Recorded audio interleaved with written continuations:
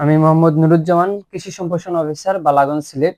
তো আজকে আমরা আউশ মৌসুমের দুইটা আধুনিক জাত নিয়ে আমরা একটু আলোচনা করব। আমাদের আউশ মৌসুমের এবার জনপ্রিয় দুইটা জাত, একটা হচ্ছে আমাদের বৃধান 98, আমাদের লেটেস্ট যে আউশের যে ভ্যারাইটি তার ভিতরে অন্যতম হচ্ছে বৃধান 98। আরেকটা হচ্ছে আমাদের হাতে আছে ব্রি হাইব্রিড ধান হচ্ছে 7। এটা আমাদের আউশ মৌসুমের একমাত্র হচ্ছে হাইব্রিড জাত, ব্রি হাইব্রিড ধান হচ্ছে 7।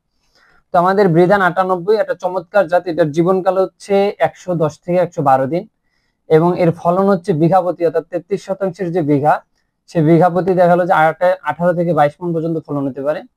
অন্যদিকে আমাদের ব্রি হাইব্রিড ধান 7 যেটা, সেটা আমাদের একটা চমৎকার একটা জাত এবং এই ধানটা হচ্ছে চিকন ধান।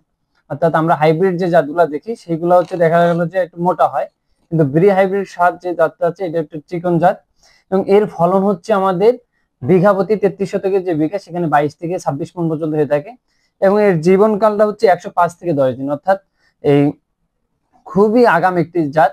তো আমরা যারা কৃষক ভাইদেরকে আমরা বলবো যে আমাদের নতুন নতুন যে জাতগুলো আছে আউশ মৌসুমের, বৃধান 48, 82, 85, 98 খুব রিসেন্ট জাত এবং ব্রি হাইব্রিড ধান 7, এই ধানগুলো যদি আমরা আউশ মৌসুমে চাষ করতে তাহলে হচ্ছে কিন্তু আমরা লাভবান হতে পারি।